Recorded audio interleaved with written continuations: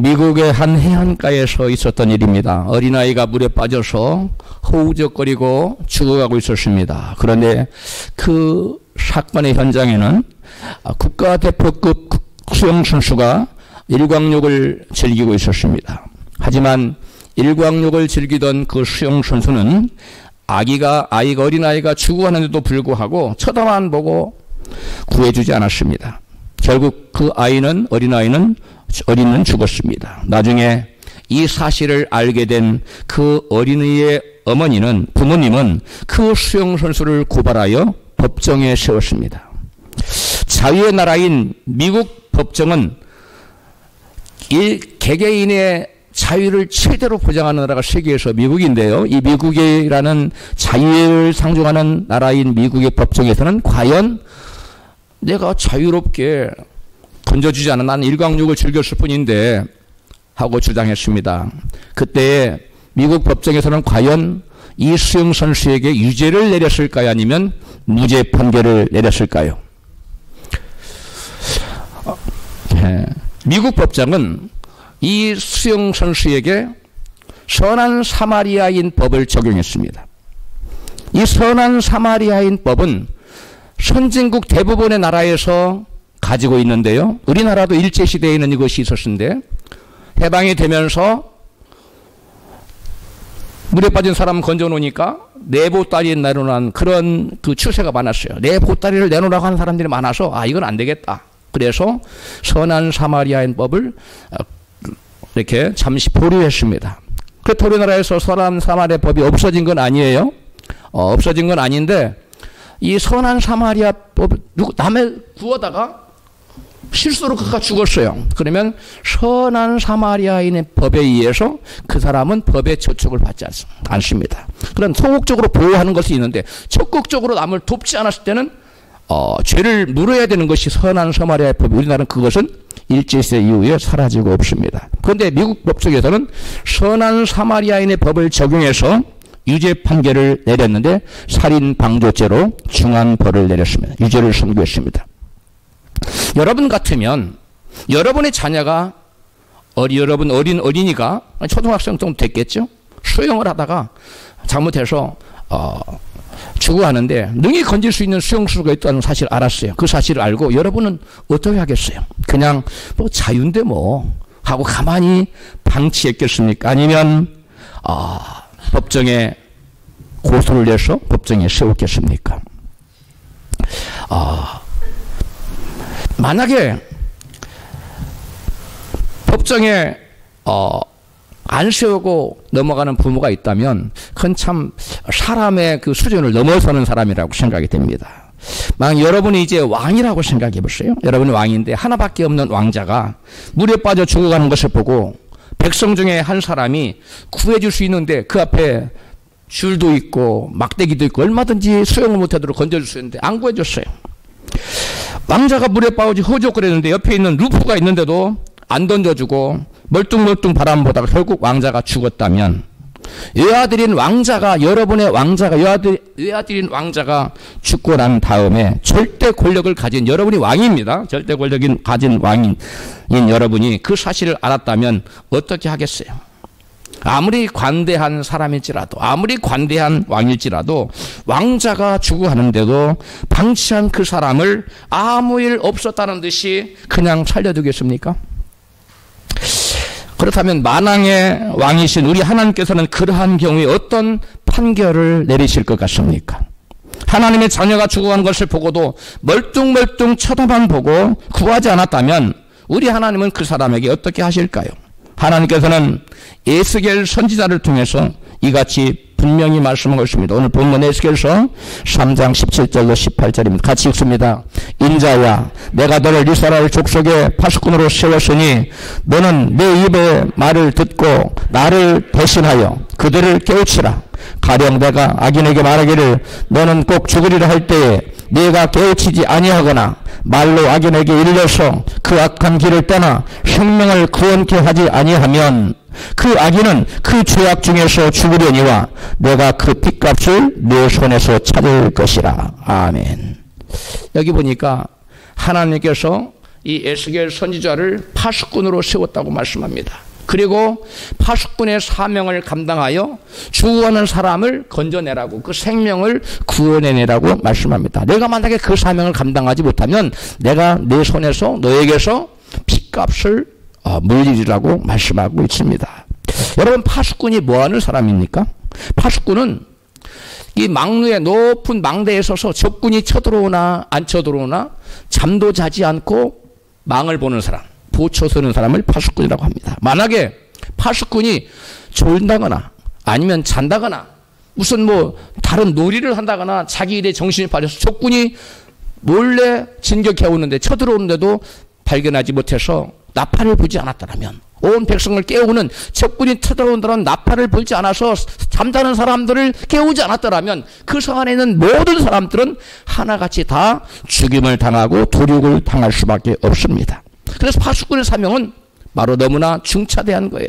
파수꾼은 그 사명을 온전히 감당하지 못할 때 자기는 물론이고 그 성 안에 그 모든 백성들의 생명을 잃어버리게 할 수 있는 그런 생명을 좌지우지하는 그런 아주 중요한 사명을 가진 자가 파수꾼입니다. 그래서 하나님께서는 이 파수꾼을, 사명을 오늘날 저와 여러분에게, 예수를 믿는 사람들에게 그 파수꾼의 사명을 주시고 그 사명을 온전히 감당하라고 말씀하셨어요. 만약에 그 파수꾼의 사명, 생명을 지키는, 생명을 구하는 그 사명을 온전히 감당하지 못하면 내가 내 손에서 핏값을 묻겠다고 말씀하십니다. 하나님께서는 예수 믿는 성도들에게 사람들의 생명을 지키는 파수꾼의 사명을 주셨습니다. 우리 본문 마태복음 18장 19절 20절입니다. 같이 읽습니다. 너희는 가서 모든 족속으로 제자를 삼아 아버지와 아들과 성령의 이름으로 세례를 주고 20절 내가 너희에게 분부한 모든 것을 가르쳐 지키게 하라. 마가복음 16장 15절입니다. 또 가라사대 너희는 온 천하에 다니며 만민에게 복음을 전파하라. 믿고 세례를 받는 사람은 구원을 받을 것이요 믿지 아니한 사람은 정죄를 받으리라. 아멘. 여러분, 파수꾼이 생명을 지키는 자입니다. 그래서 적군이 장친의 생명을 지금 아삭을 나고 쳐들어오고 있습니다. 어서 깨어나십시오. 이렇게 해서 생명을 구원케 해야 될 사명이 파수꾼에게 있어요. 그런데 파수꾼이 그 사명을 감당하자 잠잠히 있다면, 아까 수영 선수처럼 빠져 죽어질 거는 그건 너 일이고 나는 일광욕 즐겨야 돼, 자기 일에만 몰두하고 추구하는 영혼을, 추구하는 사람을 구하지 않았다면 이 사람은 파수꾼의 사명을 감당치 않았다는 것입니다. 여러분, 우리가 복음을 전하여 말씀을 증거하여 그 말씀을 받고 믿는 사람은 구원을 받을 것이요 만약에 그것을 내가 전하는데도 믿지 않는 사람은 정죄를 받는다고 말씀합니다. 그건 우리의 책임이 아니에요.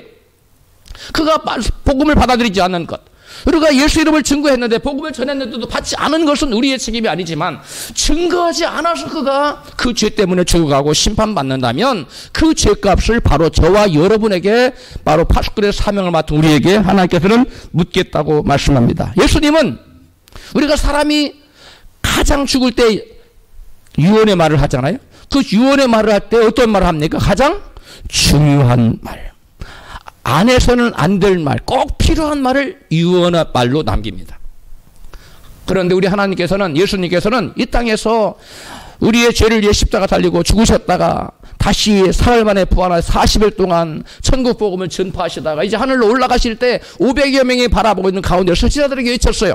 너희는 가서 모든 족속으로 제자를 삼으라. 할렐루야. 이렇게 사명을 예수 믿는 제자들에게 마지막으로 주셔서, 그래서 예수님의 이 마지막 명령을 우리는 가장 중요한 명령이요 최고의 명령이라고 해서 지상명령이라고 하고, 이것이 바로 뭐냐면 이 지상명령의 내용은 전도하라는 거예요. 그래서 전도명령이라고 합니다. 지상명령은 곧 전도명령이요 전도명령은 곧 지상명령인 것입니다. 할렐루야. 예수님의 이 마지막 지상명령, 전도명령은 예수님의 유언과도 같은 것이에요. 그래서 가장 중요한, 여러분, 주님의 분부요 부탁이요 또 명령인 것입니다. 그래서 주님의 지상명령인 이 전도명령은 하면 좋고 안 해도 뭐 괜찮고 그만이고 그런 것이 아니라는 거예요. 이 전도명령은 반드시 순종해야 되며 이 전도명령에는 반드시 우리가 따라야만 한다는 것입니다. 할렐루야. 왜? 이 전도명령에 의해서 다른 사람이 생명을 구할 수도 있고 이럴 수도 있고, 나 자신도 전도명령을 순종하지 않으면 우리가 그 죽은 사람을 대신해서 핏값을 우리가 물어야 되기 때문에 우리는 반드시 주님의 지상 명령인 전도 명령에 순종을 해야만 될 줄로 믿습니다. 그래서 예수님께서는 이렇게 말씀하십니다. 마태복음 10장 32절입니다. 그러므로 사람 앞에서 나를 시인하면 나도 하늘에 계신 내 아버지 앞에서 저를 시인할 것이요 누구든지 사람 앞에서 나를 부인하면 나도 하늘에 계신 내 아버지 앞에서 저를 부인하리라. 아멘. 여기에서 보니까 예수님이 시인한다는 말을 썼어요. 너희가 나를 사람 앞에서 시인한다. 이 말은 우리가 소극적으로 너 예수 믿어? 아, 예, 믿어요. 이렇게 시인하는, 물론 그것도 시인인데 그런 소극적인 의미만 있는 게 아니라 이건 시인이라는 단어는 헬라 원어로 호몰로게오라는 단어를 썼어요. 예수님이. 이 호몰로게오라는 단어는 법정 용어예요. 법정에서 어떤 사실을 진술하다, 증거하다, 증인을 서다, 또 증거하다, 진술하다, 그런 의미를 가지고 있어요. 그래서 이 사람 앞에 나를 시인한, 사람들 앞에서 너희가 나를 증거하지 아니하면, 전도하지 아니하면, 그런 말입니다. 예수님은 전도하는 자를 하나님 앞에서 내가 저 자를 안다고 시인해주고 그 자의 모든 죄를 변호해주지만, 예수님의 이름을 사람들 앞에 시인하지 않는 사람, 예수 이름을 증거하지 않는 자, 전도하지 않는 자들은 하나님 앞에서 그를 안다고 시인하지 않고 뭐하리라고? 부인하겠다고 말씀하셔요. 예수님이 우리를 시인해 주시지 않고 부인해 버리면 예수님은 우리의 죄를 변호해 주지 않습니다. 예수님이 우리를 시인해 줘야만 하나님 앞에서 마귀가 저자가 이런 십계명 중에 무슨 죄를 범했습니다. 참수하고 고소할 때 예수님이 그 죄를 위해서 내가 십자가에 달려서 아버지 다 핏값을 내가 죄값을 치러줬습니다. 이렇게 우리를 위해서 대언해 주시고 변호해 주셔야 되는데 예수님이 우리를 변호해 주시지 않아. 우리를 안다고 말씀하지 않고 모른다고 그래요. 예수님은 우리를 위해 모르는 자를 위해서 누가 변호합니까? 아무도 모르는 자를 위해서는 변호하지 않습니다. 그런데 예수님 우리를 모른다고 하면 우리는 우리의 모든 죄값을 내가 지은 모든 죄를 내가 갚아야만 하는 그러한 결과를 가져온다는 거예요. 그래서 우리가 하나님 앞에서 사람들 앞에서 내가 예수를 안다고 시인하지 않으면, 예수님을 시인하지 않으면, 다른 말로 내가 예수를 증거하지 않으면, 복음을 전하지 않으면 예수님도 하나님 앞에서 내가 저를 안다고 시인해 주지 않겠다는 거예요. 그러므로 예수님이 저와 여러분을 위해서 우리가 나중에 최후의 법정에 섰을 하나님 아버지 섰을 때 예수님이 저와 여러분을 안다고 하고 우리의 모든 죄를 덮어주고 시인해 줬으면 좋겠어요. 변해 주면 좋겠어요. 나는 저자를 모릅니다 라고 딱 잡아댔으면 좋겠어요. 전자입니까? 후자입니까? 다 전자죠. 그러기 위해서는 우리가 해야 될 일이 있어요. 바로 그것도 우리에게 주신 주님의 마지막 명령, 지상 명령, 전도 명령, 사람들 앞에서 예수 이름을 시인하는 거예요. 사람들 앞에서 예수 이름을 전도하는 거예요. 증거하는 거예요. 그러한 일을 하는 자를 하나님 아버지 앞에서 우리 주님은 내가 저자를 압니다. 아버지, 내가 저자를 위해 십자가에 달려 죽었으면, 내가 저를 위해서 피 흘려 죽었으면, 이렇게 우리를 위해서 보내어 주시고 그로 말미암아 우리의 모든 지은 죄는 다 예수의 보혈로 다 덮어지는 줄로 믿습니다. 우리 하나님께서는 당신의 죽어가는 자녀를 구원하시기 위해서 당신의 독생자를 보내셨습니다. 그리스도께서는 죄로 인해 죽어가는 죄인을 구원하시고자 하늘 영광 보좌를 버리시고 이 낮고 천한 땅에 오셔서 우리의 죄를 대신 지고 십자가를 지셨습니다. 우리 하나님께서 죄인들을 구원하기 위해서 당신의 독생자 예수를 이 땅에 보냈다는 사실이 의미하는 바가 무엇입니까? 세상의 죄로 인해 죽어가는 한 사람 한 사람이 독생자 예수보다도 더 귀하다는 것을 의미하는 거예요. 하나님 아버지는 예수님의 당신의 아들 하나밖에 없는 독생자 예수님과 우리 죄인 한 사람 한 사람과를 뭐하기를 원하셨어요? 맞바꾸기를 원하셨어요. 우리가 뭔가 맞바꿀 때 더 가치 있는 것과 맞바꿉니까? 좀 더 가치가 없는 거하고 맞바꿉니까? 가치 있다고 여겨지는 거 맞바꾸지 가치 없는 거가 맞바꾸는 바보 빼놓고는 없어요. 그런데 우리 하나님께서는 바보가 아니세요. 그런데 그 하나님께서, 그 지혜로우신 하나님께서 바로 당신의 그 소중한, 당신의 생명과 똑같은 당신의 독생자를 바로 저와 여러분을 구원하시기 위해서 내어주고 우리와 맞바꿨다는 거. 할렐루야. 즉 저와 여러분 예수님보다 더 존귀한 자라는 그러한 말씀입니다. 여러분, 하나님께서 천지만물을 아름답게 지었잖아요. 이 광대한 우주를 지었는데 그 우주가 얼마나 가치 있어요. 그렇죠? 가치 있는데 그 광대한 우주를 하나님께서 킵하기 위해서, 지키기 위해서 당신의 독생자를 내어놓으실까요? 십자가에 내어놓으시는 일이 있을까요? 그럴 일은 없습니다. 하나님 말씀은 다시 지으면 돼요. 그런데 하나님은 당신의 독생자를 위해서는 당신의 우리들 죄인들을 위해서는 당신의 독생자를 아낌없이 내어놓으셨는데 천하 만물을 위해서는 온 천하 만물 하나님 창조물을 위해서 당신의 독생자 바꿀 리가 없어요. 그러므로 저와 여러분 이 세상에 보이는 온갖 진귀한 것들, 귀한 것들, 천하 만물보다 누가 더 존귀하다? 저와 여러분 우리 죄인들이 더 존귀하다는 거예요. 할렐루야. 여러분 하나님께 예수님이 이 땅에 보내셨다는 것, 그리고 예수님이 저와 여러분이 십자가에 달려 돌아갔다는 것은 우리가 예수님보다 더 존귀한 자요 천하 만물보다 더 존귀하다는 거예요. 할렐루야. 여러분 한 영혼이 천하보다 더 귀하다는 말씀 많이 들어봤죠? 바로 그렇습니다. 이런 연유 때문에 천하 만물보다 우리 옆에 계신 한 분 한 분 여러분 너무나 귀한 분이에요. 할렐루야. 그런데 여기 있는 분들만 귀하냐? 하나님 눈에는 아직 밖에 있는 죄 때문에 구원받지 못하고 지옥을 향하여 사망으로 달려가는 그 영혼들도 하나님께서는 귀하십니다. 할렐루야. 그래서 우리를 먼저 부르셔서 우리로 하여금 그들에게 너희와 같이 생명을 얻도록 복음을 전하라는 파수꾼의 사명, 복음 전하는 증거자의 사명을 우리에게 주시고 마지막 유언으로 말씀하신 줄로 믿습니다. 자, 우리가 예수님을 증거해요. 호몰로게요. 시인해요. 사람들 앞에서. 그럼 예수님이 하나님 우리를 시인해 줘요. 우리를 변호해 줍니다. 우리의 죄를 다 덮어 줍니다. 그런데 전도를 하긴 해. 전혀 안 하는 건 아니에요. 어쩌다 전도를 한번 하는데 엄청 부끄러워. 엄청 쑥스러워요. 그 전도 나가기도 너무 싫어요. 이런 자들을 향해서는 예수님이 어떤 반응을 보일까요? 아까 나를 시인하지 않는 자, 나를 사람들에게 복음을 증거하지 않는 자, 나를 증거하지 않는 자는 내가 아버지 앞에서 부인할 거야. 그런데 복음을 전하긴 전에 어쩌다가 목사님이 가라고 그러니까 교회 집사님이 가라고 가라니까 어찌 못해 다른 사람 다 가니까 안 갈 수 없다. 나는 가. 너무 부끄러워. 너무나 부끄러워. 나 자신을 제가 부끄러운 거예요. 주님이 부끄러운 거예요. 복음 전하는 게 부끄러운 거예요. 그런 사람을 향해서는 우리 주님이 어떻게 대하실까요? 성경에 나와 있습니다. 누가복음 9장 26절 같이 읽습니다. 누구든지 나와 내 말을 부끄러워하면 인자도 자기와 아버지와 거룩한 천사들의 영광으로 올 때에 그 사람을 부끄러워하리라.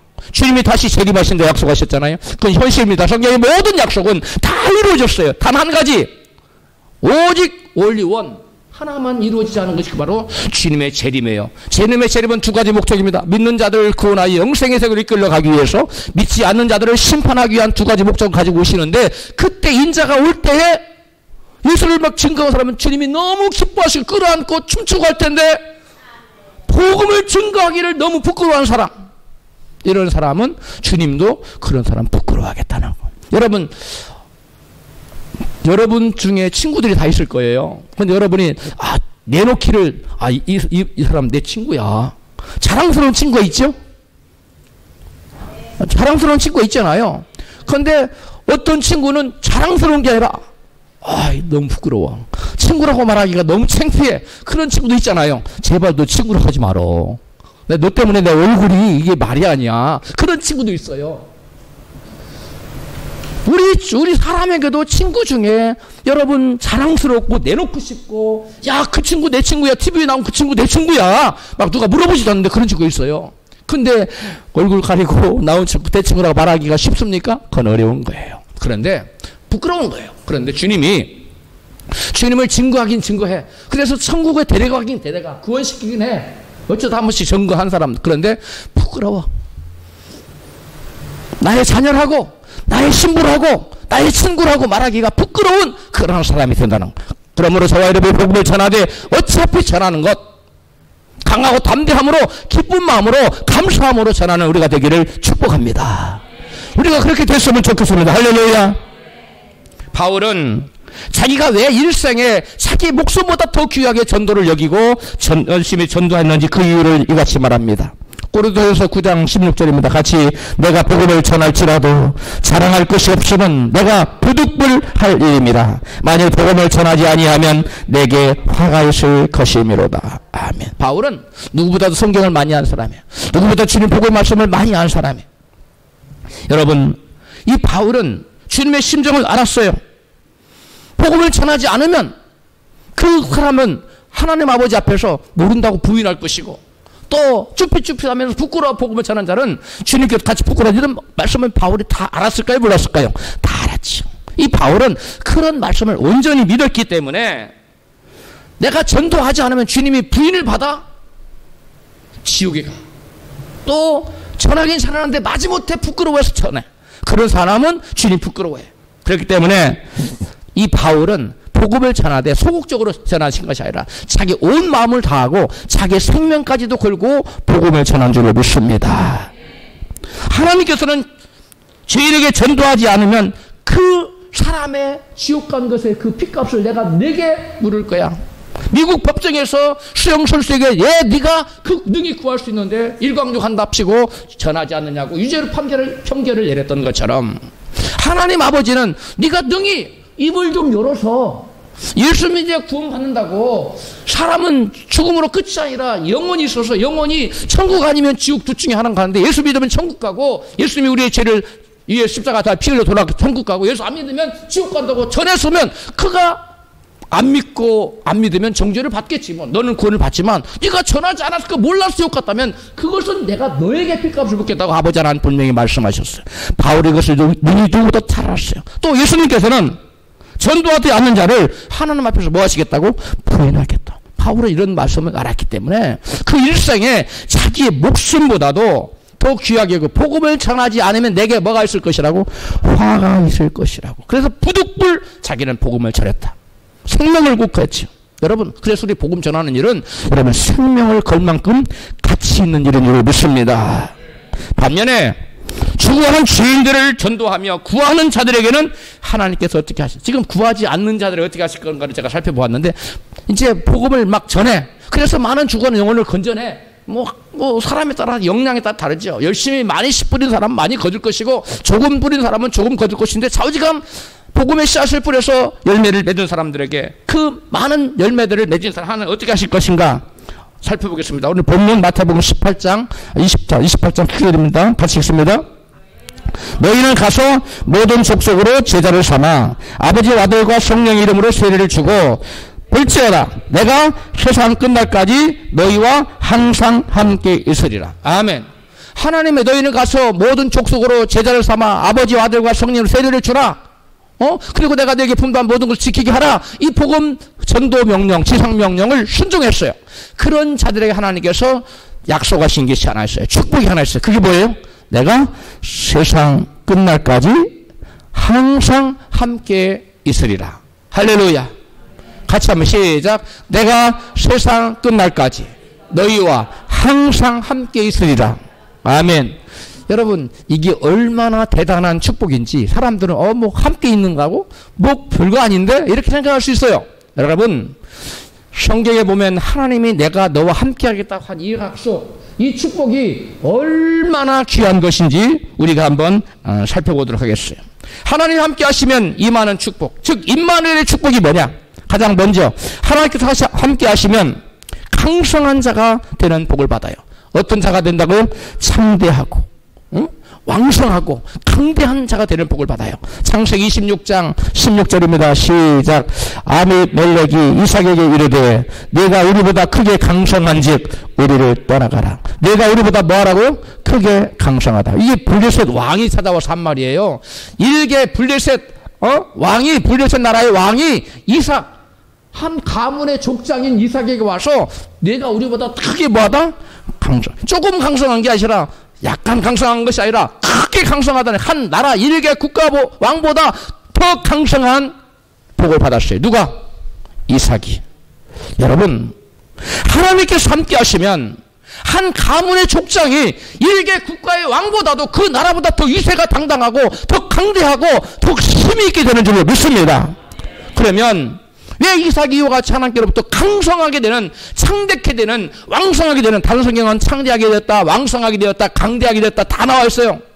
제가 여러분 이것을 한마디로 강성한 자가 되는 축복을 얘기했는데, 이 이삭이 이와 같이 강성한 자가 되는 축복은 이 임마누엘, 하나님께서 이삭과 뭐했기 때문에? 함께 하셨기 때문에, 이삭에게 임마누엘의 축복이 임했기 때문에, 이삭은 여러분 한 가문의 족장인데도 불구하고 한 나라의 왕보다도 더 강대한, 한 가문이 한 나라보다 강대한 놀라운 축복이 임한 줄로 믿습니다. 이것을 우리는 임마누엘이라고 그래요.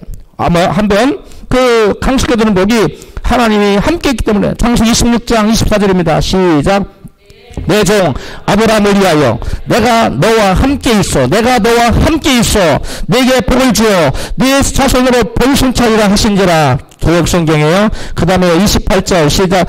아비멜렉이 찾아와 가로되 여호와께서 그대와 함께 계시다는 것을 우리가 똑똑히 보고 그대와 우리 사이에 조약을 체결하겠다고 생각하고 그대와 계약을 맺고자 하여 찾아왔소. 이건 공동번역이에요.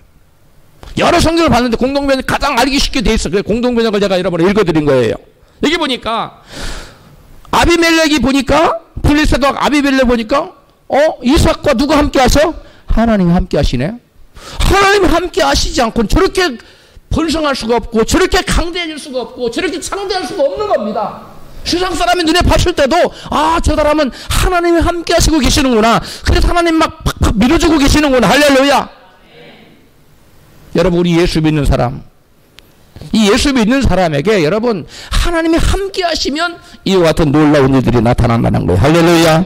여러분, 성경은 다윗이 점점 강성하게 되었던 것도 하나님이 다윗과 함께 하셨기 때문이라고 말씀하고 있어요. 사무엘하 5장 10절입니다. 만군 안에 여호와께서 함께 계시니 다윗이 점점 강성하여 가니라. 하나님께서 함께 하시면 이삭이나 다윗처럼 저와 여러분도 지금은 현재는 미약하지라도 나중은 날이 갈수록 창대케 될 줄로 믿습니다. 다음으로 여호와께서 함께 하시면 요셉처럼 형통한 자가 되는 축복이 임해요. 임마누엘의 두 번째 축복은 뭐냐? 형통한 자가 되는 축복이에요. 창세기 39장 2절입니다. 여호와께서 요셉과 함께 하심으로 그가 뭐가 되었어요? 형통한 자가 되어 그 주인 애굽 사람의 집에 있으니 그 주인이 여호와께서 그 함께 하심을 보며 또 여호와께서 그의 범사에 형통케 하심을 보았더라. 아멘. 여러분, 이 보디발의 집에는 많은 노예가 있었어요. 처음에 요셉도 발에 착고를 차고 세상 서고랑을 차고 손에 착고를 차고 그렇게 일했어요. 그런데 하나님이 요셉과 함께 하셔서 그가 형통한 자가 되므로 그 많은 노예들 중에 픽업을 받아서 보디발 집에 뭐가 됐어요? 가정 총무가 됐어요. 그 가정의 집사가 된 거예요. 그 가정을 주관할 수 있는 자리에 올라. 이것이 바로 성경은 뭐라고 그랬어요? 형통케 하였더라. 할렐루야. 하나님께서 여호와께서 요셉과 함께 하심으로 그가 뭐한 자가 되었다? 형통한 자가 되었다는 거예요. 그리고 그 주인이 보니까 하나님께서 요셉과 함께 하심을 볼 수 있었어요. 왜? 요셉이 하는 일마다 다 형통케 되었거든요. 형통케 된다는 말은 영어로 be successful이에요. be successful이라는 말은 무슨 말이냐? 우리나라 말 성공한다는 거예요. 성공한다는 말은 뭐냐면 자기가 뜻하는 바, 계획하는 바, 이루고자 하는 바가 잘 술술 풀리고 잘 이루어지는 것을 바로 성공한다고 우리가 말해요. 우리가 누군가가 뜻하고 소원한 바가 이루어지는 것이 바로 성공하는 그런 축복이 요셉에게 임했다는. 근데 그 요셉에게 그와 같은 축복이 왜 임했느냐? 하나님께서 요셉과 뭐 하심으로? 함께 하심으로. 오늘날도 마찬가지입니다. 저와 여러분에게 하나님이 그리스도께서 성령께서 함께 하시기만 한다면 우리가 원하는 바, 뜻하는 바, 소원하는 바가 아름답게 열매를 맺고 이루어지는 역사가 나타날 줄로 믿습니다. 여러분, 그렇다면 우리가 뜻하고 소원한 바가 이루어지는 축복이 임하기를 원하십니까? 그렇다면 하나님께서 우리와 함께 하시는 임마누엘의 축복을 받으시길 바랍니다. 그런데 하나님께서 우리와 함께 하신 임마누엘의 축복이 누구에게 임하느냐? 바로 전도자에게 임한다고. 너희는 가서 만민에게 복음을 전파하라. 내가 세상 끝날까지 너희와 함께 있으리라. 할렐루야. 전도자에게, 전도 명령에 순종하는 자에게 우리 하나님께서는 세상 끝날까지 잠시 있다가 떠나시는 것이 아니라, 잠시 와서 보고 주고 떠나시는 것이 아니라 우리가 주님 앞에 서는 그날까지, 세상 끝날까지 주님이 우리와 늘 함께 하시는 임마누엘의 축복을 우리에게 허락하신다는 사실이에요. 할렐루야. 우리 옆에 계신 분에게 임마누엘의 축복을 받으십시오. 할렐루야. 여러분, 요셉과 같은 사람에게만, 이삭과 같은 사람에게만 임마누엘의 축복이 임하는 것이 아니라 한기현이라는 한 성도님의 제가 그 글을 봤어요. 전도하다 받은 축복 이라는 글이에요.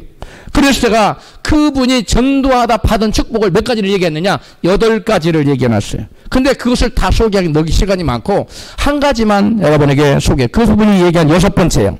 6째, 청년 때부터 제 소원을 이루어 주셨습니다. 그리고 하나님께서 저는 철학자가 되어 좋은 책을 쓰는 것이 소원이었습니다. 그런데 철학자보다 더 좋은 전도자가 되어 책을 출판하게 해 주셨습니다. 인터넷 서점에 들어가서 저자만에 제 이름으로 검색하면 제 책이 나옵니다. 올해 또 한 권이 출판될 것입니다. 또 3만 부 발행되는 월간 잡지에서 1년간 칼럼을 써달라 하여 한기현의 교육시편이라는 칼럼을 쓰고 있습니다. 여러분, 한기현이라는 성도님 왜 이런 복을 받았다고? 전도하다 보면 놀라운 복이 우리에게 임한다는 거예요. 할렐루야. 그 다음에 하나님이 함께 하시면 다윗처럼 승리자가 되는 축복을 받아요. 승리자가 되는 축복이에요. 역사서를 보면 사무엘 상하, 열왕기 상하, 역대 상하, 열왕기 그 역사서지 않습니까? 역사서에 보면 여호와께서 다윗으로 하여금 어디를 가든지 이기게 하셨다는 말이 4번 나와요. 거의 글자 한두 자 빼놓고는 다 똑같아요. 다윗이 어디를 가든지 여호와께서 함께 하시면 그로 이기게 하셨더라. 할렐루야. 사무엘하 8장 6절 시작. 다윗이 어디를 가든지 여호와께서 이기게 하시니라. 근데 거기 보면 하나님께서 다윗과 함께 하심으로가 다른 성경이 붙어 있어요. 이 4번이나 나와요. 다윗이 어디를 가든지 다윗이 승리자가 될 수 있어. 비결은 여호와께서 다윗과 뭐 하심으로? 함께 하심으로. 우리가 승리자가 되는 것. 우리 세상이 다 경쟁 사회 아닙니까? 모든 부분의 학생들은 시험으로 또 입사, 모든 경쟁이에요. 거기서 이기는 자가 돼야 되는데, 승리자가 돼야 되는데, 그 승리자의 축복은 누구에게 주어지느냐? 하나님과 함께하는 자에게 주어지는 줄 믿습니다. 근데 그 하나님과 함께하는 자는 누구에게 함께 하신다? 하나님의 복음을 증거하는 자, 전도자에게 하나님께서 함께 하셨다는 약속을 보증하셨어요. 할렐루야. 다윗뿐만 아닙니다. 여호수아나 기드온도 승리자가 될 수 있었던 비결은, 그들이 위대한 승리를 손에 거머쥘 수 있었던 비결은 하나님께서 저들과 함께 하셨기 때문입니다. 여호수아 1장 5절입니다. 같이 읽습니다. 너의 평생에 너를 능히 당할 자 없으리니 내가 모세와 함께 했던 것 같이 내가 너와 함께 했을 것임이라. 그래서 여호수아 계속 단 한 번 아이석의 패배 빼놓고는 여호수아 가는 족족 승리의 승리를 계속 연승의 연승을 거듭하지 않습니까? 그 이유가 뭐예요? 오늘 성경에 보니까 내가 모세와 함께 했던 것처럼 너와 함께 있을 것이라. 함께 하셔서 여호수아 가는 것마다 승리를 거두고 승리의 승리를 거뒀던 것입니다. 또 기드온도 마찬가지예요. 사사기 6장 15절입니다. 시작. 기드온이 그에게 대답하되 주여 내가 무엇으로 이스라엘을 구원하리이까? 보소서 나의 집은 문화세 중에 극히 약하고 나는 내 아비 집에서 제일 작은 자니이다. 여호와께서 그에게 이르시되 내가 반드시 너와 함께하리니 내가 미디안 사람 치기를 한 사람 치듯 하리라. 아멘. 기드온은 미약한 문하세 지파 중에 하나였어요. 그 중에서도 그 감이 약했어요. 여러분, 우리 중에 목사님 전에 제가 뭘 할 수 있겠어요? 제가 돈 있어요, 학벌 있어요, 뭐 생긴 게 제대로 잘 나기를 했어요, 아무것도 없는 제가 뭘 해요? 혹시 이런 분 계십니까? 걱정하지 마세요. 기드온이 그런 사람이었어요. 매사에 자신이 없었어요. 목사님 제 나이 아직 장가도 못 갔고 아직 시집도 못 갔고 제가 뭘 해요? 걱정하지 마세요. Don't worry. 걱정하지 마세요. 주님이 함께만 하시면 모든 문제가 해결될 줄 믿습니다.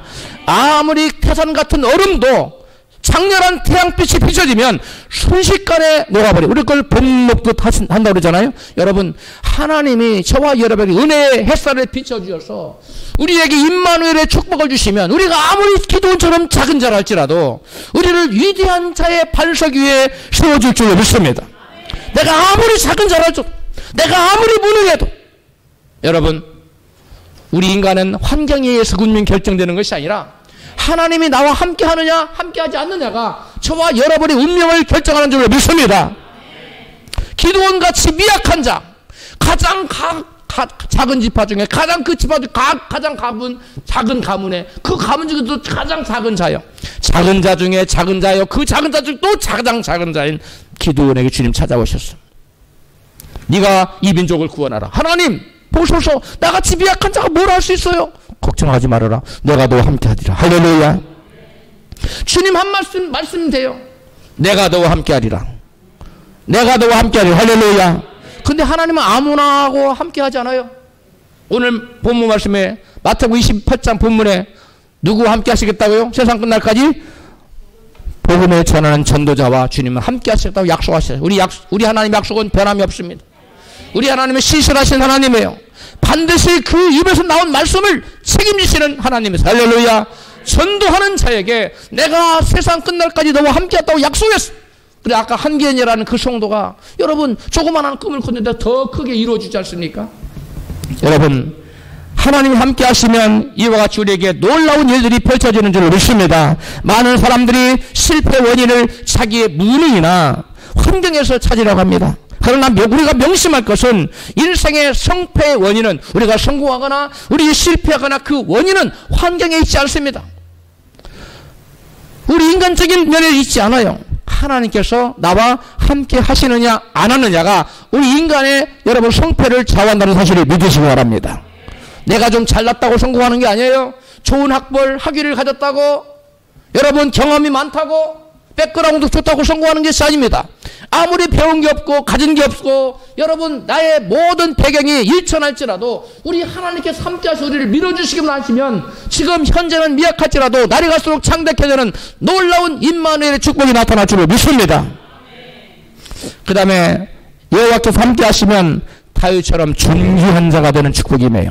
사무엘하 7장 9절입니다. 같이 읽습니다. 내가 어디를 가든지 내가 너와 함께 있어 내 모든 대적을 내 앞에서 멸하였은즉 세상에서 존귀한 자의 이름같이 내 이름을 존귀케 만들어 주리라. 아멘. 하나님께서 다윗을 존귀케 하는데 존귀케 하려면 다윗에게 하나님께서 뭘 약속? 내가 너와 뭐함으로? 함께함으로. 내가 너와 함께 있어서 너를 어디도 가든 내 승리하게 할 거야. 그리고 너의 대적을 다 멸해버릴 거야. 그리고 내가 너를 존귀한 자를 만들어줄 거야. 할렐루야.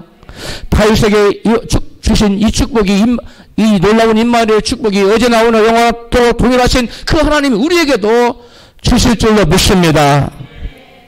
할렐루야. 어디를 가든지 하나님이 다윗과 함께 하겠다고 약속하셨어요. 그래서 다윗을 존귀한 자로 만들어주겠다. 실제로 다윗을 얼마나 존귀하게 만들어. 그 당대에 여러분 이스라엘이 그 당대에 패권 국가가 됐어요. 수많은 주변국들이 다윗에게 조공을 바치러 왔어요.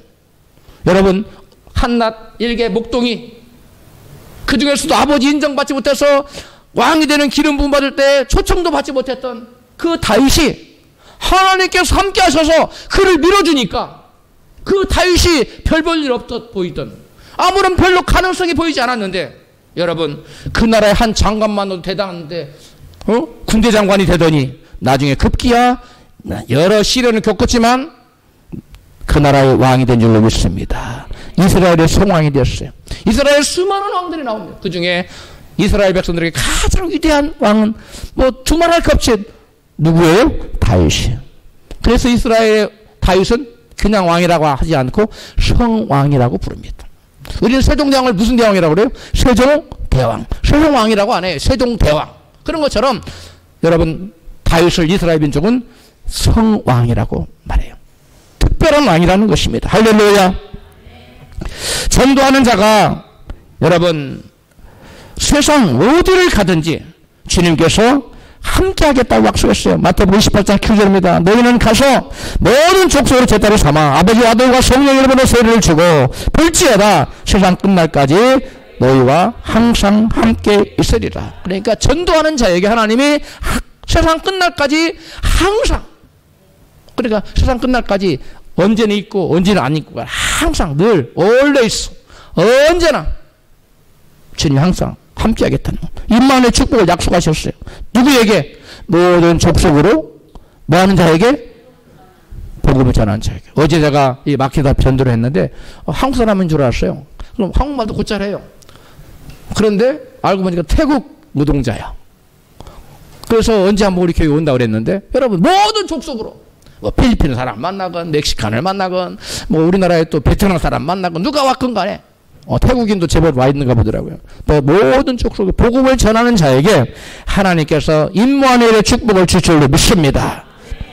전도하는 자와 세상 끝날까지 늘 함께 하시다는 약속을 사실을 너무나 잘 알았던 바울은 이렇게 고백합니다. 사도행전 20장 24절입니다. 시작. 나의 달려갈 길과 주 예수께 받은 사명 곧 하나님의 은혜의 복음 증거하는 일을 하고자 하면은 나의 생명을 조금도 귀한 것으로 여기지 아니하노라. 아멘. 바울에게 전도는 곧 자신의 생명보다 더 귀하게 여겨지는 것이었어요. 자신의 생명보다 전도를 더 귀하게 여기며 삶 자체가 전도였던 바울에게 하나님께서는 늘 함께 하셨어요. 할렐루야. 그가 감옥에 갇혀도 매를 맞을 때 항상 함께 하셨어요. 목사님, 바울은 돈도 많이 벌지도 못했고 지위도 높아지지 못했고 뭐 그런데 뭐가 그렇게 대단합니까? 여러분, 그러나 우리가 눈에 보이는 것으로 사람을 판단하면 안 돼요. 바울은 눈에 보이기에는 인생의 큰 승리자도 아니었고 여러분 큰 성공자도 아니었어요. 그런데 그 바울의 내면을 보면은 그 어떤 돈을 많이 가진 자보다 그 어떤 성공자보다 높은 지위를 차지한 자보다 바울은 어떤 건강한 자보다 그 마음에 항상 기쁨이 있었고 감사가 있었고 행복이 있었고 만족이 있었어요. 할렐루야.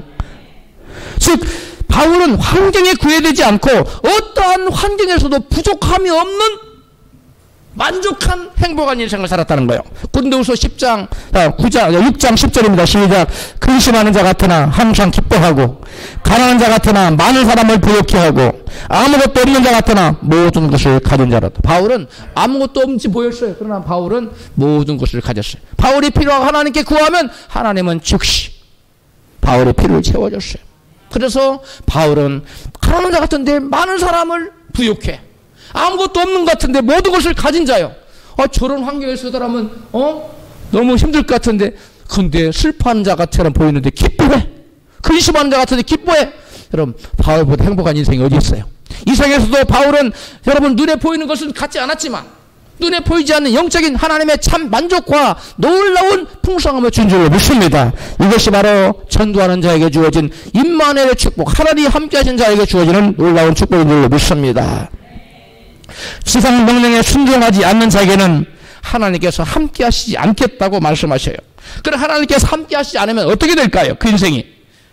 그 인생은 패배적인 인생을 살 수밖에 없어요. 이스라엘 민족이 가나안 땅에 쳐들어가서 정복하라고 그러니까 열주 정탐꾼이 와서 영적 정탐꾼이 뭐라고 그러냐면 그 땅 우리가 취할 수 없다. 한창으로 서서 뒤로 돌아가자.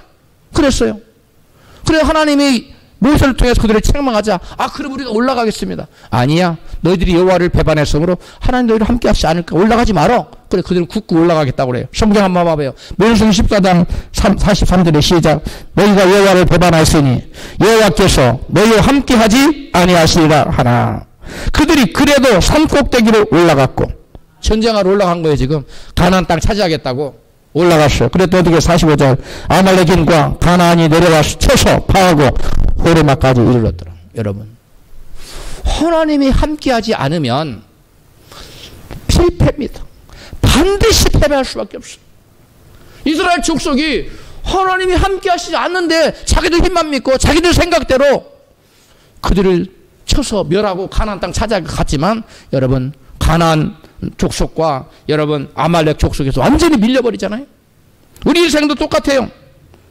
하나님이 함께 하시지 아니하시면 여러분 그 인생은 실패할 수밖에 없어요. 아무리 여건이 좋고 이 정도면 모든 여건이 계산상 이건 반드시 성공할 거야. 계산은 그래요. 그러나 하나님이 함께 하시지 아니하면 여러분 반드시 패배할 수밖에 없다는 사실을 믿으시기 바랍니다. 예수님께서는 어느 계명이 가장 큰 계명이냐고 하는 질문에 하나님을 사랑하는 것 그리고 이웃을 사랑하는 것이 가장 큰 계명이라고 말씀하셨어요. 여러분 이웃사랑 둘째는 이와 같으니 내 이웃을 내 몸처럼 사랑하라. 첫째 계명, 하나님 사랑하라, 마음을 다하고 뜻을 다하고 성품을 다해 주 너의 사랑하라. 이것이 크고 첫째는 계명이요. 그 다음에 둘째는 이와 같으니 내 이웃을 내 몸처럼 사랑하라. 할렐루야. 둘째 계명이 첫째 계명과 같다는 거예요. 하나님 사랑에 이웃 사랑은 같다는 거예요. 의외를 가리기 어렵다는 거예요. 그런데 여러분, 이웃사랑, 어떤 것이 이웃사랑의 가장 큰 이웃사랑이 뭡니까?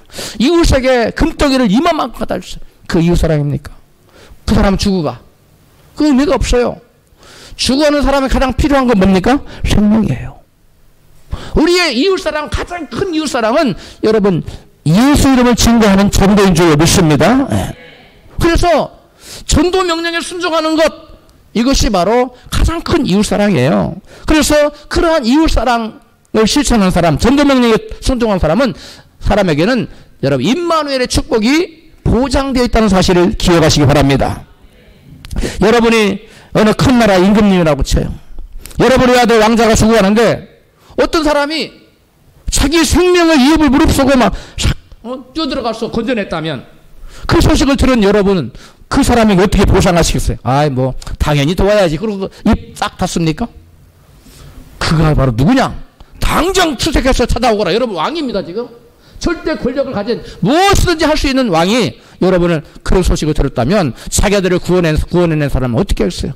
어마어마한 보상을 내리지 않겠어요? 내가 왕이라면 그 자를 불러서 너 참 수고했다. 네가 원하는 직책이 뭐냐? 큰 직책도 내리고 땅도 막 넓은 땅을 하사하고 그 다음에 그에게 또 큰 상급도 내리지 않겠습니까? 저 같으면 그래요. 여러분 어떠시겠어요? 그냥 가만둬요? 가만두는 것 같아요. 우리 하나님도 마찬가지예요. 우리 하나님도 똑같습니다. 우리 인간을 하나님 형상을 본받아서 지었다 그랬어요. 우리 하나님도 당신의 자녀들 죽어가는데 물불 안 가리고 위험을 무릅쓰고 바울은 내를 맞기까지 밤을 갇히면서까지 I don't care 그런 건 날 상관하지 않아. 그러면서 끝까지 복음전하. 바울을 하나님이 그 창평국에 가면 총 갔다 온 사람 바울을 상금 한 나라라는 거. 나라. 그건 집이 아니라 어마어마하다는 거예요. 우리가 복음을 열심히 전해야 되는 이유는 바로 우리 하나님께서 복음을 전하는 자에게 이와 같이 놀라운 상을 주기를 기뻐하시기 때문에 그렇습니다. 할렐루야. 전도하라는 지상명령의 계명을 지킨 자에게 여러분 죽어서만 상 주는 게 아니에요. 이 땅에서도 그 상이 놀랍다고 놀라운 상을 주어진다고 여러분 전도자들에게 주어지는 상이 놀랍다는 것을 많은 천국 갔다 다녀온 사람들이 증거하고 있어요. 그리고 이 땅에서도 죽어서만 천국 그 상 받는 이 땅에서 어마어마한 상을 받는 것을 여러분 간증하고 있어요. 물가의 심기운 교회, 이름이 좀 길죠? 물가의 심기운 교회 8자네. 물가의 심기운 교회 담임 목사님 윤성호 목사님이신데 이분이 전국에 전도왕 50명을 한국의 전도왕 50명을 다 교회마다 찾아다녀서 상담을 했어요. 면담을 했어요. 어떻게 해서 지금 어떻게 살고 있냐, 어떻게 전도했고 어떤 복을 받았는지 그걸 조사했는데 공통점이 나왔어요. 그 50명의 공통점이 4가지더랍니다. 4가지. 첫 번째, 모두 다 나타나는 거 이게 50명의 전도왕에게 동일하게 나타난 그 공통점 4가지가 있는데 그 4가지가 뭐냐? 첫 번째, 전도자들은 전도하고 나서부터 놀라운 경제적인 복을 받았다. 물질의 복을 받았다. 내가 전도하기 전에 굉장히 쪼들렸는데 하나님 물질을 풀어주서 지금 이렇게 기업을 하고 있습니다. 이렇게 내가 사장이 이렇게 여러분 그래서 경제적으로 좀 여유로워지시길 원하십니까? 여유로워지시기를 원하십니까? 전도하세요. 돈 달라고 기도만 하지 말고 전도하시라고요. 전도. 다음에 둘째, 전도자들이 전도하고 나서 병고침 받고 건강의 복을 누리겠다. 여러분 중에 병든 자 계십니까? 나가 전도하세요. 나는 병 안 들었어요. 가만히 있는 분이 됐어요. 여러분 병든 자가 나가 전도하면 병이 싹 고쳐지더라는 거예요. 할렐루야. 제가 어느 책을 읽었는데 어느 권사님의 얘기입니다. 무력증이 걸렸어요. 아무것도 하기 싫어요. 밥도 먹기 싫어요. 죽고 싶은 생각밖에 없어요. 그래서 어느 분이 와서 그랬어요. 그분이 권사님이에요. 이름은 권사님인데 전도를 무력증이 걸려버린 거예요. 권사님 건강해지고 싶으면 나가서 전도하십시오. 그러면 하나님 건강해 주십니다. 그래요? 전도지 나가 전도해. 그냥 전도지만 줬대요. 아무 말도 안 하고. 그런데 놀랍도록 무력증이 사라져버린 거예요. 인생에 의욕이 생기고 살맛이 생기고 기쁘고 즐겁게 바뀌었다는 거예요. 병든 자 중에 건강을 원하시면 말없이 전도지 주세요. 예수 믿으세요. 예수 믿으세요. 말도 힘들면 전도지라도 주세요. 한번 읽어보세요. 라고 주세요. 할렐루야. 세 번째, 전도자들이 전도하기 전에는 별 볼 일 없는 사람이었는데 전도하고 나서부터 별 볼 일 있는 사람이 됐다는 거예요. 유명한 사람이 되더라는 거예요. 유명하고 유능한 사람으로 다 바뀌었다는 거예요. 50명이. 이 네 가지 공통점이 50명에 다 나타났다는 거예요. 여러분, 별 볼 일 없는 인생으로 끝나기를 원하십니까? 별 볼 일 좀 있는 분으로 바뀌기를 원하십니까? 후자요? 그럼 전도하세요. 유능하고 유명한 사람 되기를 원하세요? 전도하세요. 그렇게 바뀌더라는 거예요. 할렐루야. 그 다음에 네 번째는 전도자 자신이 엄청난 변화가 일어났다는 거예요. 내면의 변화, 가정의 변화, 그 삶의 환경의 변화, 자기 자신이 너무 바뀌었다는 거예요. 내가 옛날에는 누가 뭐라고 이만한 소리만 막 했는데, 예, 그래요. 겸손해도. 옛날 자기가 하늘 찌르는 교만이었는데 지금 겸손하고 자기 자신의 내면이 엄청 바뀌더라는 거예요. 여러분 막 승질을 이기지 못해서 막 하는 분들 있죠? 혹이 전도하세요. 하나님 그거 죽여주신다는 거예요. 내면의 변화가 일어난다는 거예요. 할렐루야. 여러분 여러 가지 문제들이 있잖아요. 보이지 않는 거, 말하기 어려운 것들, 그러면 다 고쳐준다는 거예요. 예, 내면의 변화가 일어나기 때문에. 할렐루야. 여러분, 그래서 물가을 심기원 교회 윤성호 목사는 이런 결론을 내렸어요. 전도보다 빠른 축복은 없다. 가장 빠른 축복이 이런 전도다 라는 결론을 내렸다는 거예요. 할렐루야. 전도는 하나님의 최고의 지상 명령입니다. 이 전도 명령은 순종해도 되고 순종 안 해도 그만인 그런 계명이 아닙니다. 성도가 전도 명령에 순종하지 않으면 핏값을 물어야 하고, 주님은 그런 자를 하나님 앞에서 부인하시겠다고 약속하셨어요. 반면에 전도 명령에 순종하는 자에게는 하나님이 세상 끝날까지 함께 하시겠다는 인마리의 축복을 약속하셨습니다. 하나님 함께 하시는 자에게는 성통과 강성의 복, 어디를 가든지 승리하는 복, 높아지고 존귀한 복이 임하는 줄 믿습니다. 전도한다고 해서 당장 열매가 나타나는 것은 아니지만 때가 되면 뿌린 만큼 반드시 그 열매가 나타납니다. 제가 우리 교회에 이전 와서 저 텃밭을 좀 읽었는데 그 텃밭을 읽을 때는 제가 엄청 힘들었어요. 그런데 텃밭을 읽어놓고 나니까 열매가 맺히는데 이 감당할 수 없을 만큼 열매가 맺지. 하나님 제게 그러는 거예요. 네가 전도하고 열심히 성도들 섬기고 하다 보면 지금은 힘들지만 그렇게 풍성한 열매를 맺게 할 거다. 할렐루야. 여러분, 그리고 여러분 가정, 여러분 자녀들께도 여러분 전도할 때 이와 같은 놀라운 여러분 열매가 나타난 줄 믿습니다.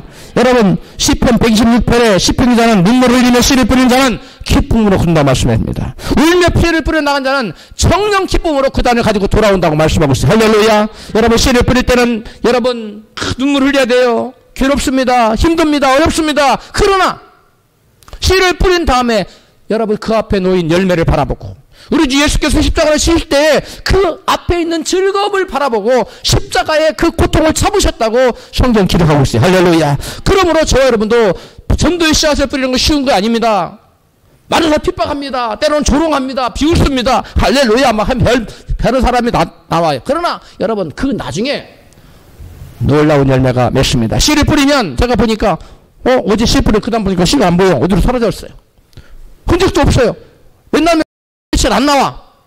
그런데 어느새 싹이 나고 어느새 뿌리를 박더니 열매가 주렁주렁 맺혀요. 마찬가지입니다. 복음의 씨앗을 뿌리면 당장 그 사람 예수 믿는 게 아니에요. 당장 교회를 나오면 좋겠어요. 그렇지 않아요. 그런데 하나님 때가 되면, 눈물을 흘려 씨를 뿌리고 나면 때가 되면 많은 열매가 나타난 줄로 믿습니다. 많은 사람이 전도하지 못하는 이유가 전도를 너무 좋아. 나도 전도해야지. 근데 한두 번 하다가 말어. 왜 그러느냐? 전도의 열매가 당장 나타나지 않기 때문에. 그러나 전도의 열매가 당장 나타나지 않는다고 해서 전도의 열매가 없는 건 아니에요. 그러므로 우리는 씨를 뿌린 만큼 때가 돼 열매를 건다는 사실을 믿고 끊임없이 전도의 씨앗을 뿌려서 풍성한 열매를, 임만의 축복을 다 받아들이시기를 주의 이름으로 축원합니다.